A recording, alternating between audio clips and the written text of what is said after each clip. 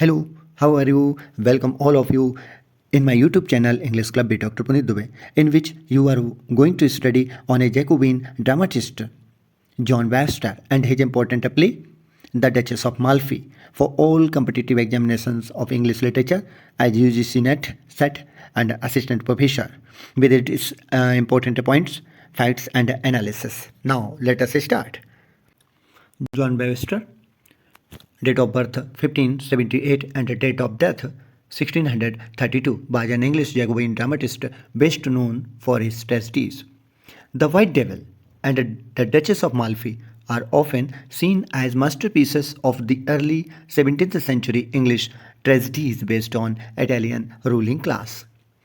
John Webster के date of birth 1578, date of death 1632, एक अंग्रेजी जैकोबियन नाटककार थे जो अपनी ट्रेजेडीज़ के लिए जाने जाते हैं। द वाइट डेविल और डचेस ऑफ माल्फी, ये दो ऐसे नाटक हैं जो इटालियन एक रूलिंग वर्ग पर आधारित 17वीं सदी की शुरुआती की अंग्रेजी ट्रेजेडीज़ की उत्कृष्ट कृतियों के रूप में देखा जाता है। His life and career overlapped with Shakespeare's writing, so he is called the post Shakespearean dramatist. उनका जीवन और करियर शेक्सपियर के लेखन से जुड़ा हुआ था, इसलिए उन्हें शेक्सपियर के बाद का नाटककार कहा जाता है। जॉन वेबस्टर प्लेड बाय जो Roberts appears in the 1998 film Shakespeare in love. जो रॉबर्ट्स द्वारा अभिनीत जॉन वेबस्टर 1998 की फिल्म शेक्सपियर इन लव में दिखाई देते हैं।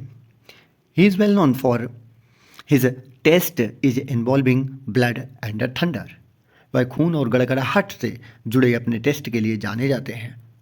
Next point, Cyril Tourneur and Webster are sometimes taken as a pair of dramatists for containing hopelessness and terrible dramatic elements in their plays. Cyril Turner और Webster को कभी कभी अपने नाटकों में निराशा और भयानक नाटकीय तत्वों को शामिल करने के लिए नाटककारों की जोड़ी के रूप में लिया जाता है। A great modern poet and critic, T.S. Eliot, rightly commented on Webster that he always saw the skull beneath the skin. It is the quote of T.S. Eliot. He flourished himself a great dramatist under the reign of King James I, age of Renaissance. उन्होंने राजा James प्रथम means पुनर्जागरण काल के समय के हैं के शासनकाल में एक महान नाटककार के रूप में खुद को विकसित किया था। He worked with teams of playwrights on history plays, most of which were never printed. उन्होंने इतिहास नाटकों पर नाटककारों की टीमों के साथ काम किया, जिनमें से अधिकांश कभी मुद्रित यानी पब्लिश नहीं हो पाई थी, प्रिंट ही नहीं हो पाई थी। His most famous place are, उनके मोस्ट फेमस प्लेस कौन कौन से हैं ये आप स्क्रीनशॉट ले लेना। द वेस्ट वार्ड हो 1603, नॉर्थ वार्ड हो 1605, sir Thomas बायट 1607, The White Devil 1612, The Duchess of Malfi 1612, The Devil's Law Case 1616, Anything for Quiet Life 1621, A Cure for a Cold 1624, The Fair Maid of the Inn 1625 to 1626. Next, Appius and Virginia 1625. The White Devil, a retelling of the intrigue involving Vittoria Accorambini, an Italian woman associated at the age of 28, was a failure when staged at the Red Bull Theatre in 1612, published the same year, being too unusual and intellectual for its audience. कहते हैं कि the white devil, जो 28 साल की उम्र में हत्या की गई एक इटालियन महिला विक्टोरिया एकोरम्बोनी से जुड़ी साजिशों की पुनर्कथन 1612 में रेड बुल थिएटर में मंचित हुई थी और यह मंचित होने पर असफल भी हो गई थी। उसी वर्ष प्रकाशित हुई भी थी क्योंकि यह अपने दर्शकों के लिए बहुत ही असामान्य और बुद्धिमत्ता वाली थी। The Duchess of Malfi first performed by the Kings man about 1614 and published 9 years later was more successful. He also wrote a play called Guys based on French history, of which little else is known as no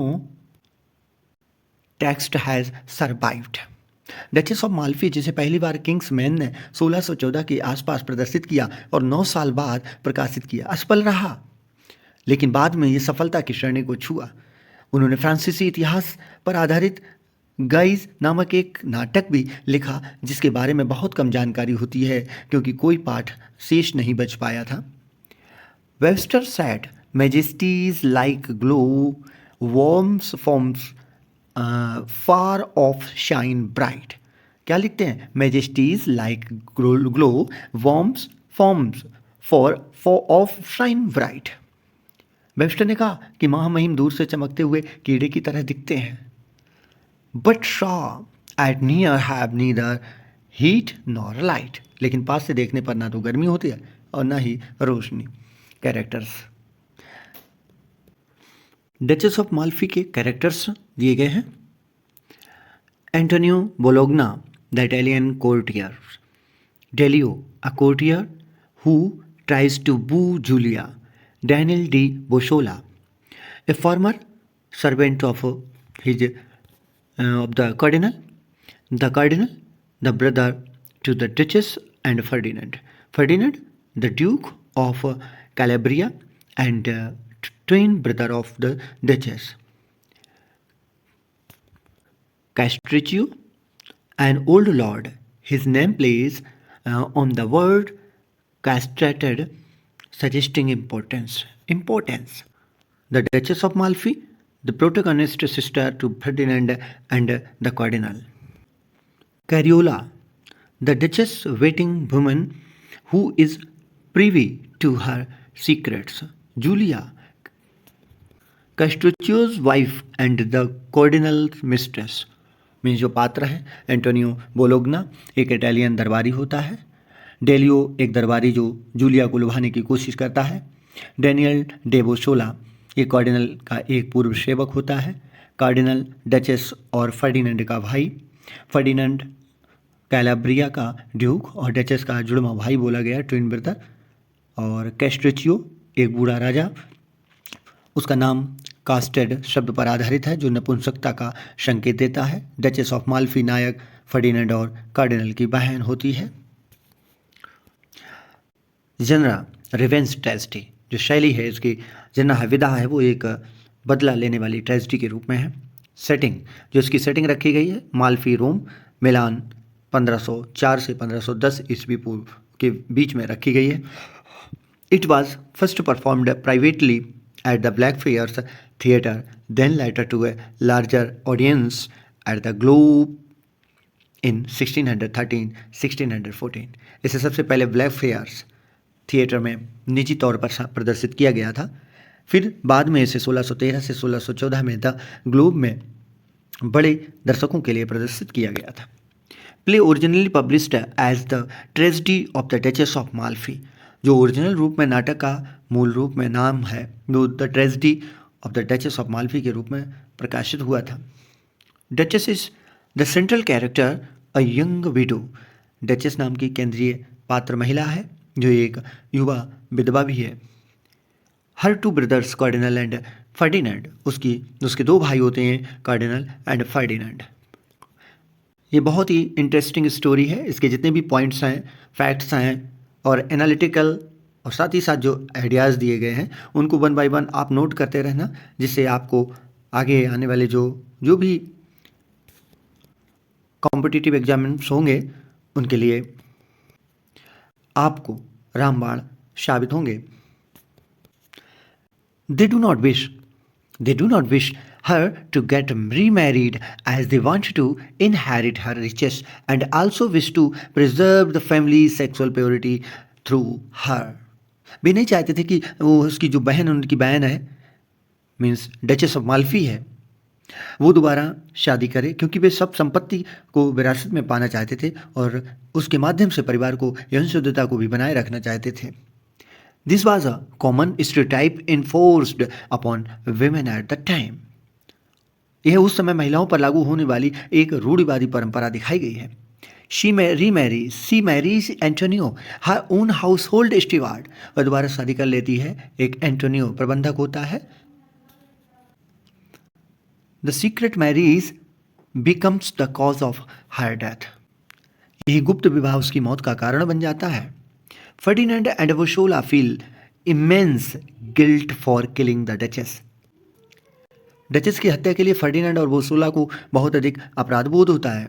after Ferdinand has left the duchess wakes up briefly and Vossola tells her that Antonio is alive. She then passes away.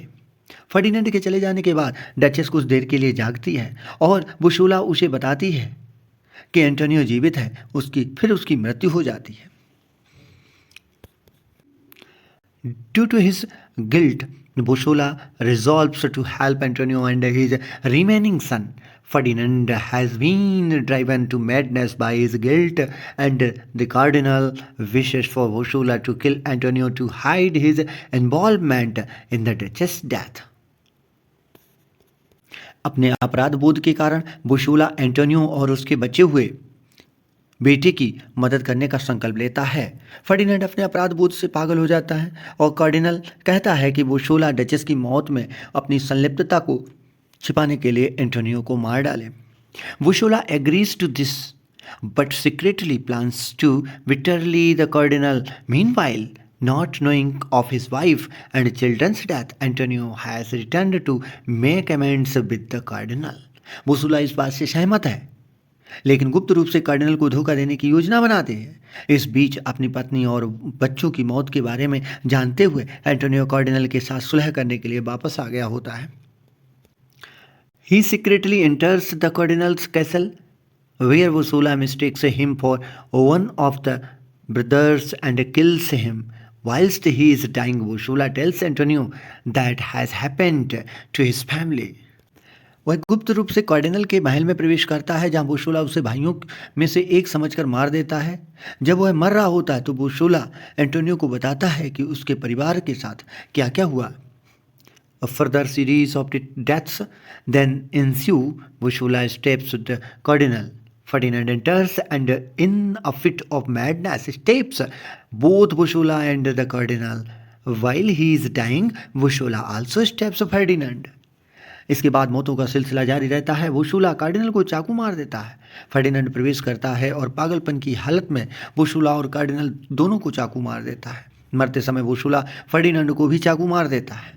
इस तरीके से ये पूरी घटना होती है और एक पर एक करके बहुत से लोग मार दिए जाते हैं, आपस में ही मारे जाते हैं. इसकी थीम क्या है? Corruption. A when of corruption runs through out the play. Abuse of power.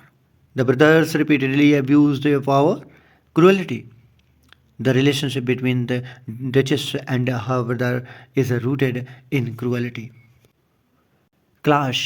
The duchess argues that high class is not an indicator of a good man. Love and male authority.